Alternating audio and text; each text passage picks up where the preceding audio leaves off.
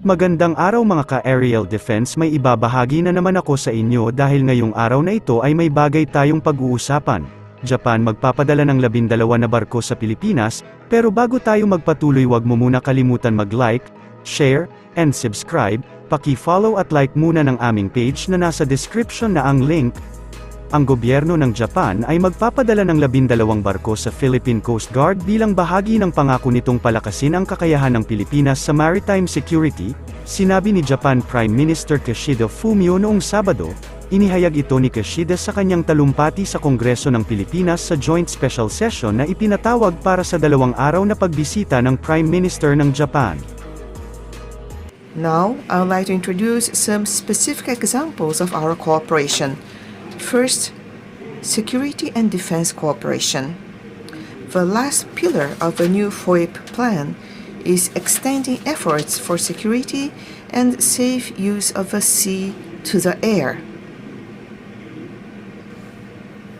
Japan has hitherto provided 12 ships to the Coast Guard to play a part in improving the Philippines' maritime security capability.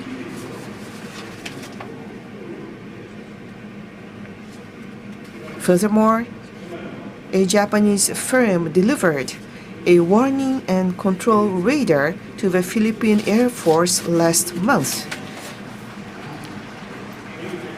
in order to improve air domain awareness. Also, yesterday, Japan agreed with the Philippines to provide coastal surveillance radars to the Philippines Navy as the first cooperation project in the world under Japan's newly established Official Security Assistance (OSA) this year. Japan will continue to contribute to the enhancement of the Philippines' security capabilities, thereby contributing to regional peace and stability.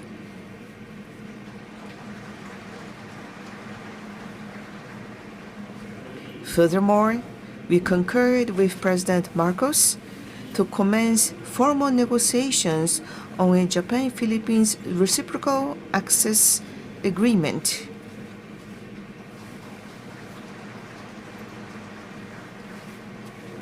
Japan intends to further deepen strategic cooperation with the Philippines in the future.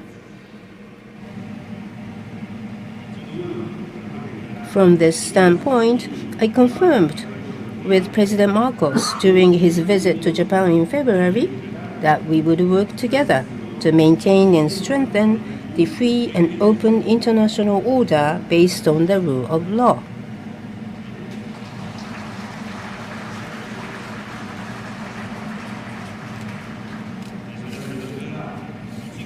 Furthermore, during my visit to the United States in January, I expressed my strong determination to defend a free and open Indo-Pacific FOIP.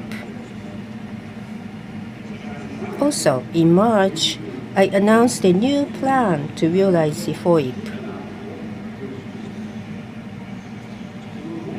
Underlying this plan is our determination to lead the international community toward cooperation rather than division and confrontation, and to defend freedom and the rule of law at all costs.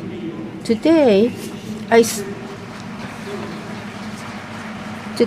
stand here to share with you my renewed commitment to further advance these efforts and to share with you my thoughts on how to do so.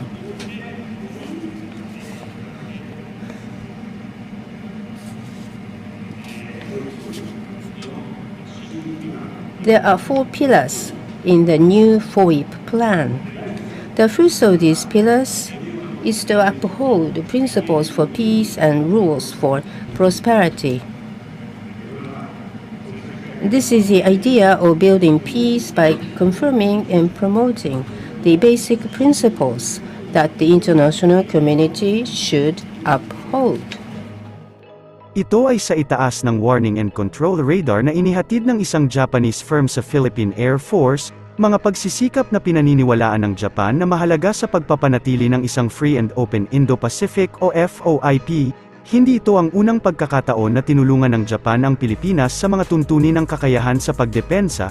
Noong 2012, nangako ang Japan na magpapadala ng 12 barko na maaaring gamitin para magtatag ng minimum credible defense posture, sa gitna ng mga agawan at pagbabanta sa teritoryo ng Pilipinas sa West Philippine Sea, noong nakaraang Pebrero. Sinabi ni Kishida sa official working visit ni Pangulong Ferdinand Marcos Jr., na hinahangad niya ang pagpapatibay ng kooperasyon sa pagitan ng Japan, Pilipinas, at United States, bukod sa tulong sa depensa. Binanggit din ni Kishida sa pagpasa ng kasunduan sa pagitan nila ni Marcos na ituloy ang formal na pag-uusap sa Reciprocal Access Agreement, na magpapalalim pa ng estratehikong kooperasyon sa pagitan ng Pilipinas at Japan. Iginiit ni Japan Prime Minister Fumio Kishida na ang West Philippine Sea ay dapat pinangangasiwaan ng batas at kaayusan at hindi sa pamamagitan ng pagpapairal ng puwersa sa rehiyon. Ginawa ng punong ministro ang pahayag sa naging pagharap at pagdalo nito sa isinagawang Special Joint Session ng Senado sa House of Representatives. Ayon naman kay Kishida, ang trilateral cooperation sa pagitan ng Japan, Pilipinas at Estados Unidos ay isinasagawa na upang protektahan ang kalayaan ng paglalayag sa West Philippine Sea, aniya, upang mapanatili at mapalakas ang isang malaya at bukas na international order batay sa sinasabi ng batas. Mahalagang magkaroon ng multi-layered cooperation sa pagitan ng mga kaalyado at mga bansang may kaparehong pananaw. Kinumpirma rin ito na sa unang pagkakataon noong buwan ng Setyembre, ay nagpalitan sila ng opinyon ni Pangulong Ferdinand Marcos Jr. at US Vice President Kamala Harris upang pag-usayin ang kanilang kooperasyon. Kung maaalala, ang Pilipinas at Japan ay kapwa hindi sang-ayon sa ginagawang pag-aangkin ng China sa soberanya sa mga isla na matatagpuan sa Exclusive Economic Zone ng Japan at Pilipinas. Nagbigay ng courtesy visit si Japanese Prime Minister Fumio Kishida sa Philippine Coast Guard National Headquarters sa Maynila.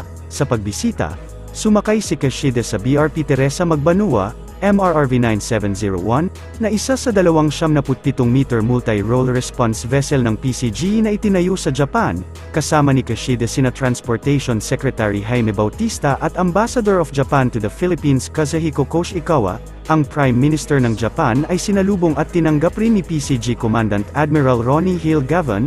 Kinilala ni Gavan ang Japan bilang isa sa pinakamapagbigay at matatag na partner ng PCG, partikular sa pag-upgrade ng mga kapabilidad nito at pagkamit ng modernisasyon. Sinabi ng PCG na mula nang italaga ito sa serbisyo ng Coast Guard noong May 2022, ang BRP Teresa Magbanua ay naging aktibo sa pagsasagawa ng maritime security at maritime safety operations sa mga exclusive economic zone ng Pilipinas. Para sa mas madaming update tungkol sa ating defense, abangan lamang ang aking mga bagong video. Para naman sa mga gusto magpa-shoutout, mag-comment lamang po at share, paki-follow at like muna ng aming page na nasa description na ang link. Huwag mo na rin kalimutan mag-like, share, and subscribe. Pindutin mo na rin ang bell para updated kayo sa aking mga video. Maraming salamat po.